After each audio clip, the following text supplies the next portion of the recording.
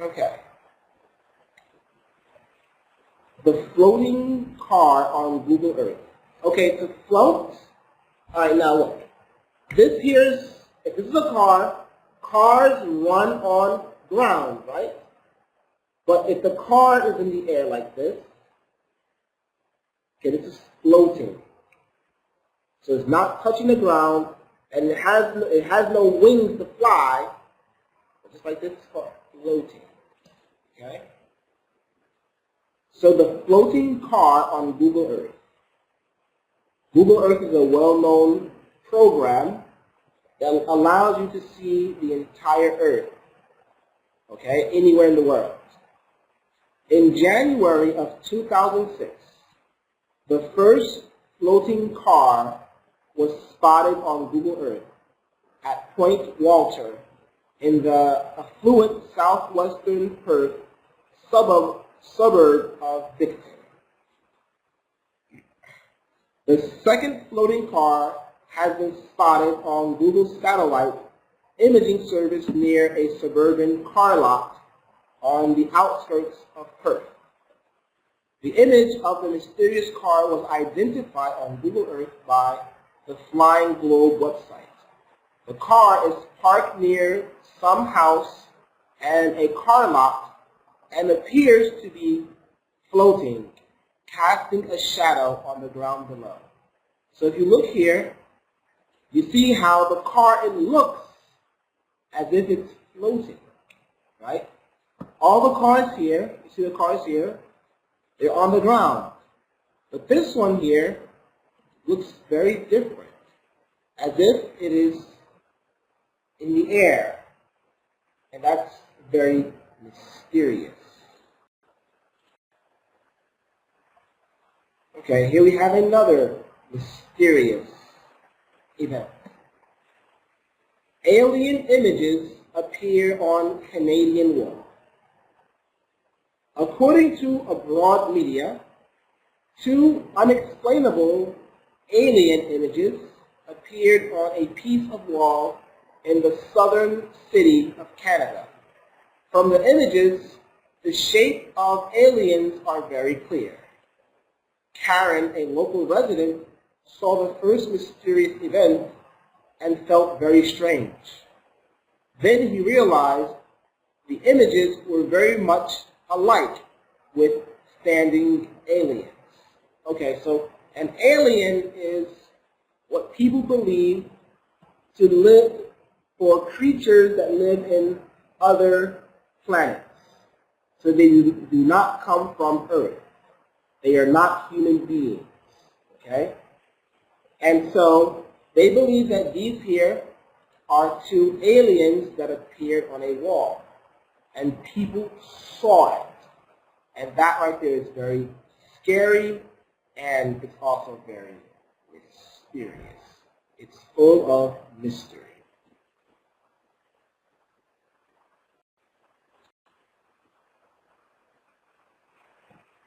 Okay. Is it a giant mystery river snake or just a Photoshop job? Okay, because with lots of photos today, many people do apply lots of Photoshop. If you look here, do you see the snake? Is that snake, is it real or is it just Photoshop? Something someone added that's fake. London's Daily Telegraph greeted readers Friday morning with photos of what appeared to be a gigantic serpent. A serpent is a snake, okay, winding its way down a tropical river, said to be somewhere in the Southeast Asian island of Borneo, sparking great concern among local communities. But the rival Guardian refrained from jumping on the story and instead declared it to be a fake that looked as if it had been drawn by a preschool child with their first green felt tip. The Telegraph said only the snake had been seen in the Daly River, which is in the Malaysian state of Sarawak. It did not mention who took the photo or where and when it was taken. So this is also another mystery that needs someone to look into to solve. So was this something real or was this something fake? Okay? Was it something real or was it something fake? You need to make a habit of trying to read more. That way you begin to have a better understanding of the language.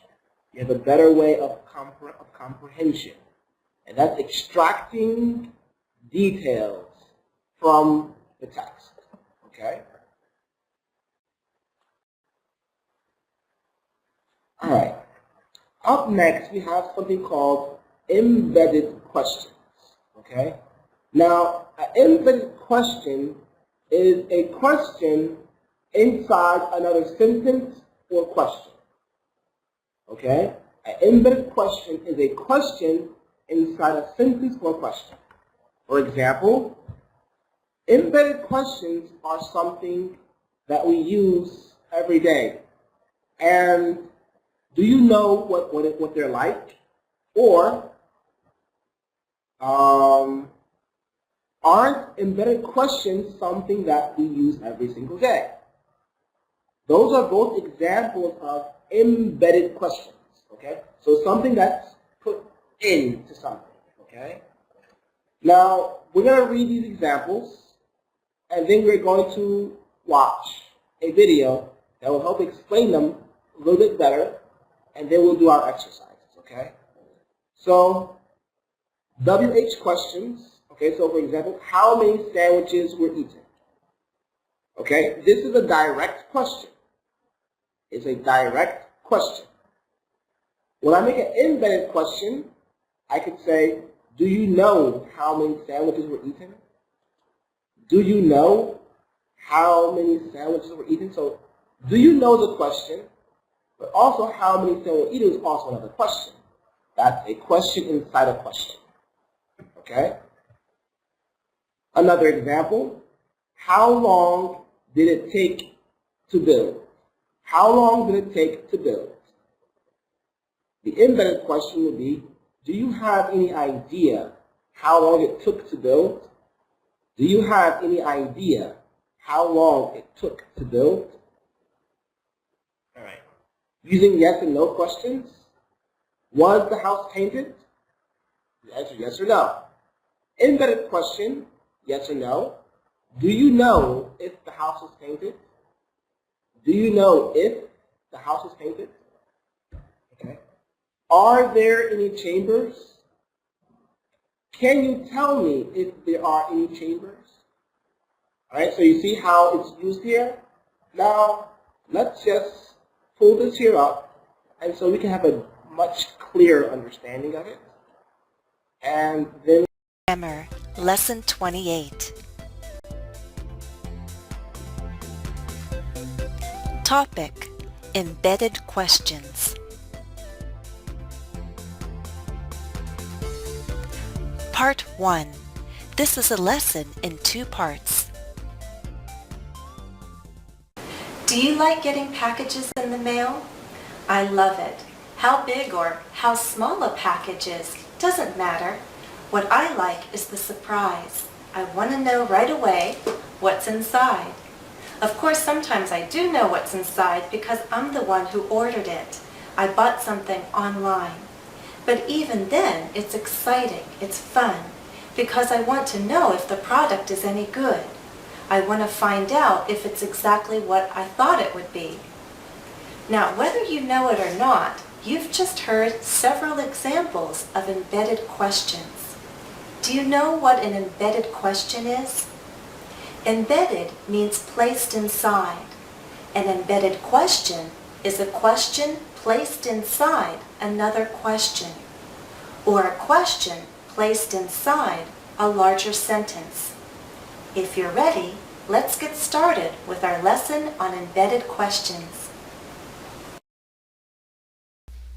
Here are 3 examples of embedded questions which I said at the beginning of my talk. What I like is the surprise.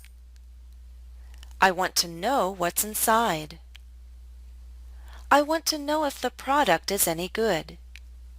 You see the embedded questions placed inside sentences, larger statements. And you'll probably also notice that the embedded question can have different positions within a sentence. Why is that? Well, we need to talk about the uses of embedded questions, the functions. An embedded question is a type of noun clause, so it can have the same function as a single word noun. Very often, an embedded question functions as the direct object, the object of a verb. For example, I want to know what's inside. I want to know if the product is any good. These two embedded questions are direct objects. They're the objects of the verb know. We can also use an embedded question as the subject of our sentence. For example, what I like is the surprise. And note it takes a singular verb. Let me test your understanding so far. Here you see an embedded question as part of a larger question.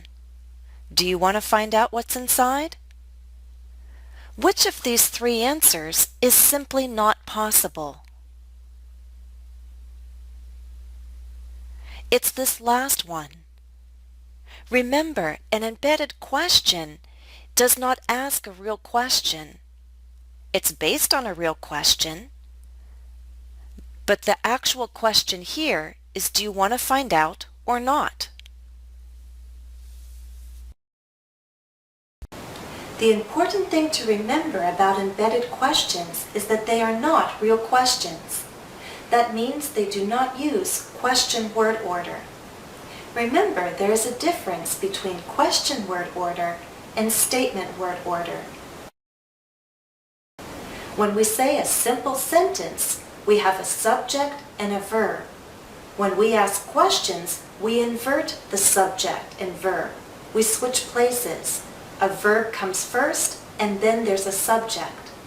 For example, you ask Jennifer, "Where is the package?" Here it is. You asked a real question. Where is the package? Is, verb, the package, subject. Verb, subject. That's question word order. You wanted to know where the package was. The package, subject, was, verb. You wanted to know where the package was. Where the package was is an embedded question, a question inside a larger sentence. Because it's not a real question, I went back to sentence word order, statement word order, in which we have the subject come first and a verb come second. Let's practice forming embedded questions together. Here's a real question. What do I like? To form the embedded question, we'll first place the question word, what, then our subject, I, and our verb, like. This is not a real question, so we no longer need the helping verb do. What I like is the surprise. It's the subject now of our sentence. Look at the second real question. How much did someone spend? First, we place our question word, how much, our subject, someone, and our verb.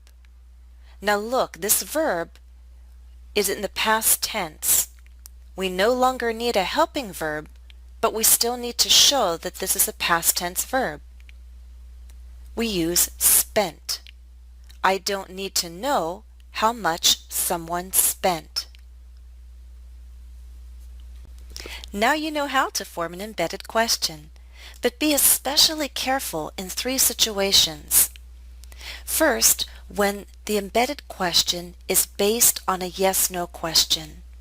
as in, can we open it now? You don't see a question word, do you? But we can form an embedded question with the help of if. Let's ask if we can open it now. It's also possible to use whether or not. Let's ask whether we can open it now. But if is the more common choice, especially in everyday English. We prefer whether or not when there are actually two or more choices stated. For example, let's ask whether we're going to open it now or later. Also, be careful when you form an embedded question based on a question about the subject. What is inside? Do you see in this real question, the question word what is asking about the subject? We already have subject, verb, statement word order, so no changes need to be made. I wonder what is inside. Also, be careful when you have a question word, a form of be, and a noun or noun phrase. For example, what is that thing? That thing is our subject, so we're going to place that before our form of be. What that thing is. That's the order we need. So our complete statement now is, I can't understand what that thing is. The noun phrase comes before is. Are you ready for an exercise? Exercise 1. Read the real question, then complete the new statement with an embedded question. Let me help you with number 1. The real question is, what did Jennifer order? So to form the embedded question, identify your question word, your subject, and the verb. Make sure it's in the same verb tense. Our new statement, let's find out what Jennifer ordered. Number 2.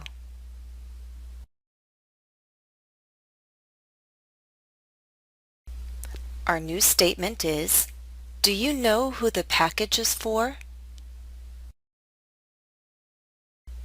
3.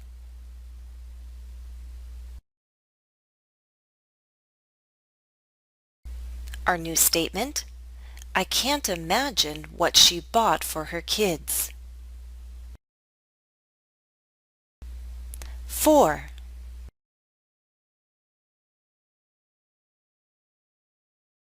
Our new statement, I wonder if she can put it together by herself. You could also use whether, but the choice of if is more common.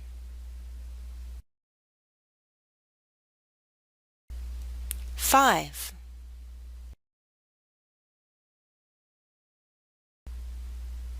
Our new question, can you guess what she is building? 6.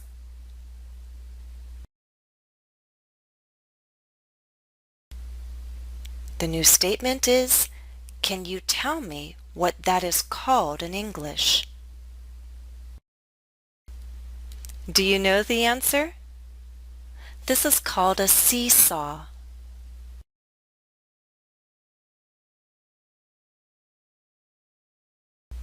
In exercise 1, all of our embedded questions functioned as objects of verbs. It's probably most common to use embedded questions as direct objects. Look at this list of common verbs followed by embedded questions. We have ask, find out, guess, know, remember, say, see, and wonder.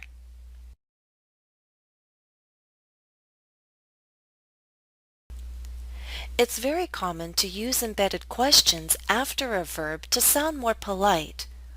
We request information with verbs like know, tell, and explain. And by following these verbs with an embedded question, our requests for information sound more polite, less demanding, softer. Compare, for example, the direct question, "Where's the bank?" with this less direct one, "Can you help me, please? I'd like to know where the bank is." Compare this direct question, "What time is it?" with this indirect question, "Sir, could you please tell me what time it is?" And compare this direct question, "How do students register?" with this more indirect one, "Excuse me, ma'am, could you please explain how students register?"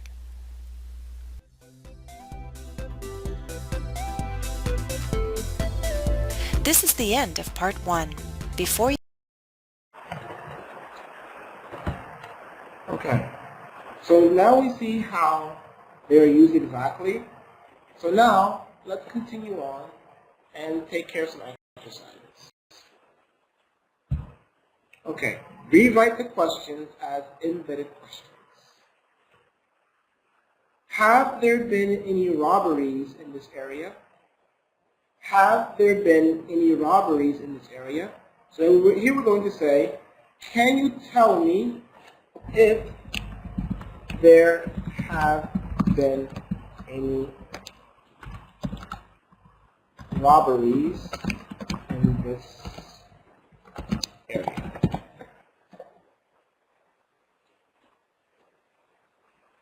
Can you tell me if there have been any robberies in this area? Okay. How many drinks are needed? How many drinks are needed? Do you know? Do you know?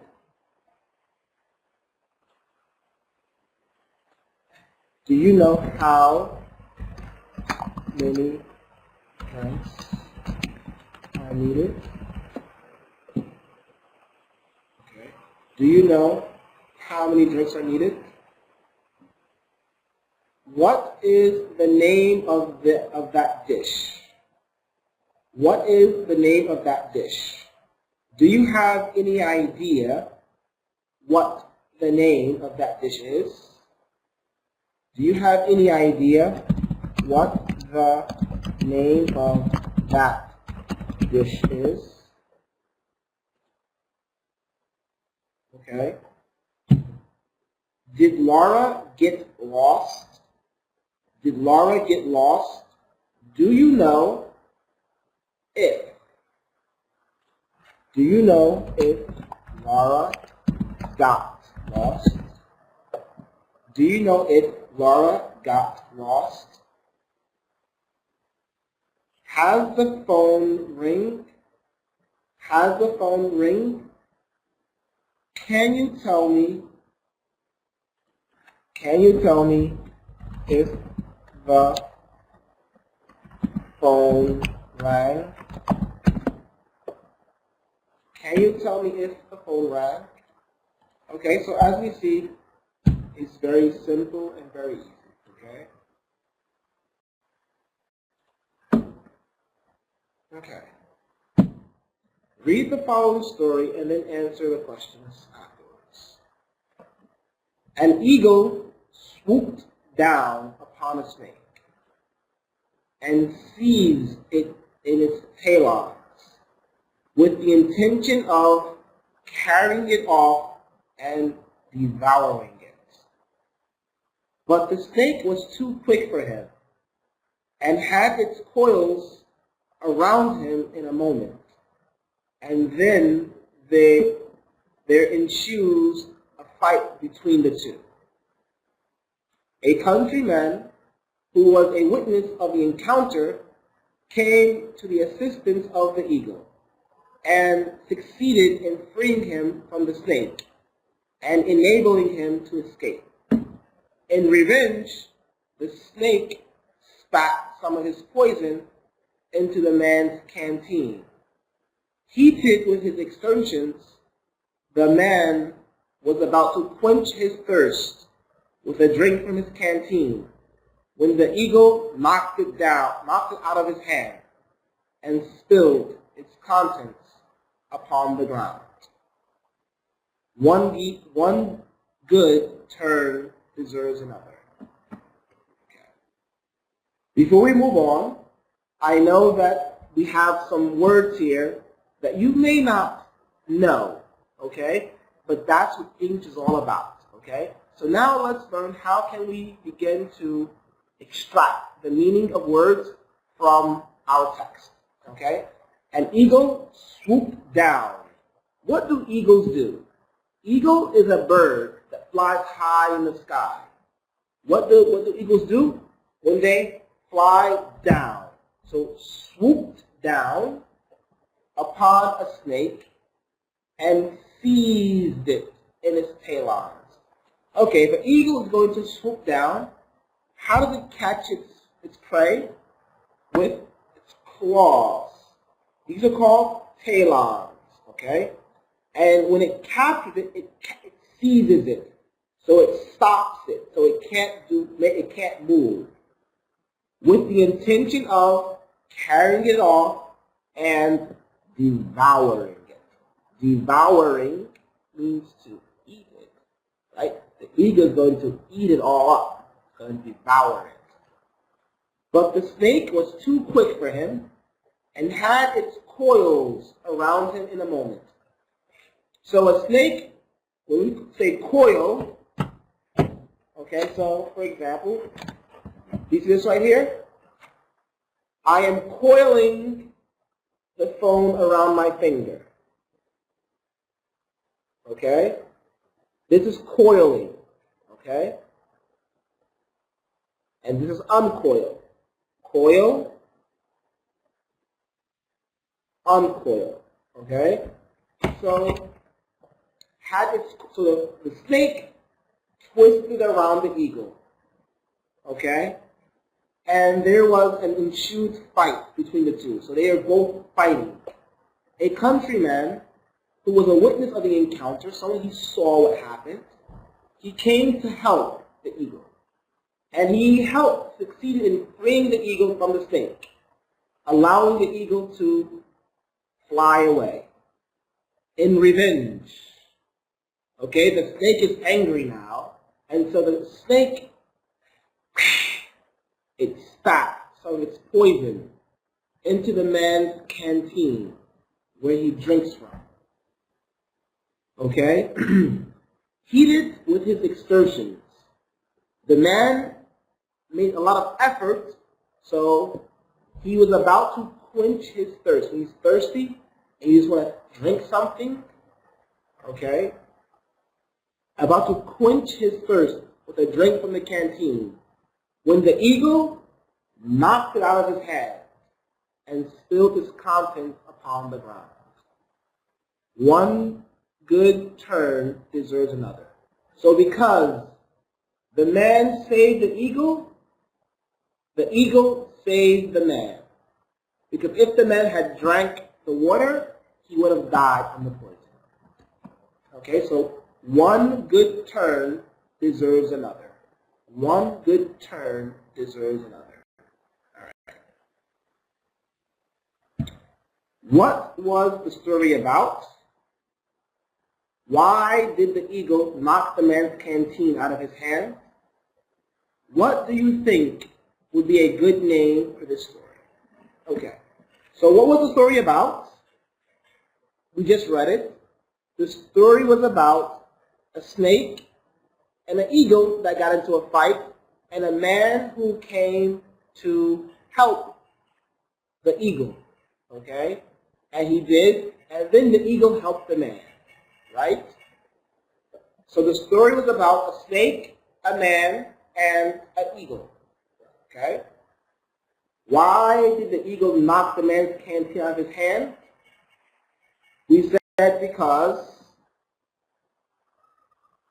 the snake spat some poison. Okay? Because there was poison. So the eagle wanted to return the favor. wanted to save the man. Okay? Okay? And what do you think would be a good name for this story?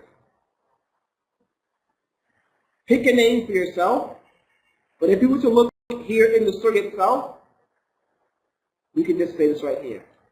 One good turn deserves another. One good turn deserves another. That would be a perfect title for the story right here. Okay? And with that, we complete Unit 9. And now let's move on to Unit 10.